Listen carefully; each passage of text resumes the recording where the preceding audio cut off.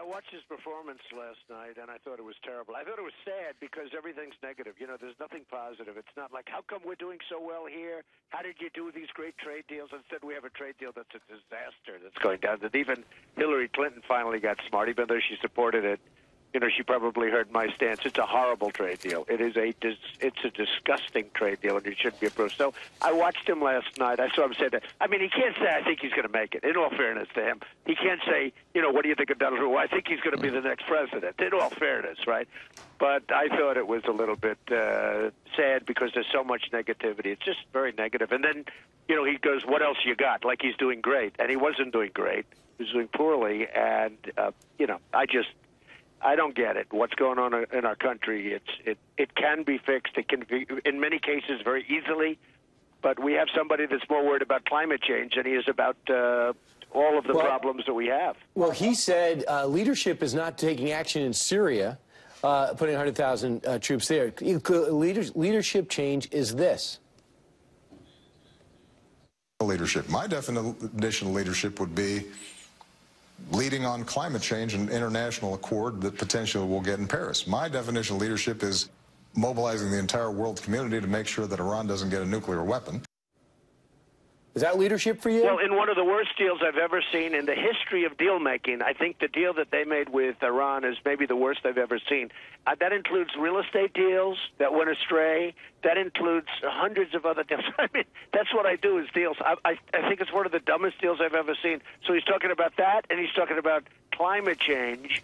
And climate change, you know what? We have much bigger problems. That we have ISIS. We have much bigger problems than climate change, including the fact that we have 100 million people that want to be, you know, that are out of the workforce, okay?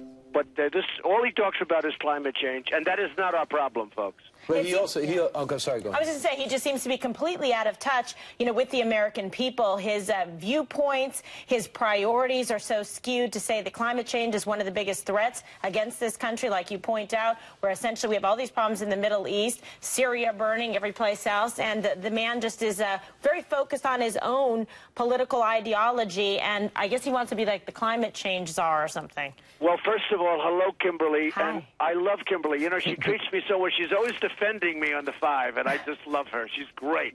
So when I heard she was on the program, that was wonderful, but she's fantastic. Yeah, I mean, look, I found it to be very negative. And, you know, I was on 60 Minutes last week. I had a very nice stablemate, Putin. It was Putin and Trump, which I thought was very interesting. Peggy Noonan did a whole big thing on it. She did. But which was very nice of her. She's a talented person. She talked about how the two of you are both strong leaders. We want to get your reaction to this. A military officer has recommended against Bo Bergdahl serving any jail time going further. But didn't you say Bo Bergdahl, for what he did, should be executed? Well, in the old days, when we were strong and we were smart and we had a country that really was, you know, respected all over the world, you would execute a person like that. He's a traitor. He left.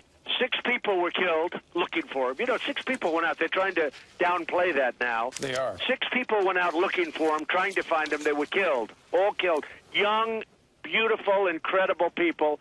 They were killed looking for this guy. And now not only will he not be, you know, what they used to do, now he's going to probably get off scot-free. It is inconceivable what's going on with our country.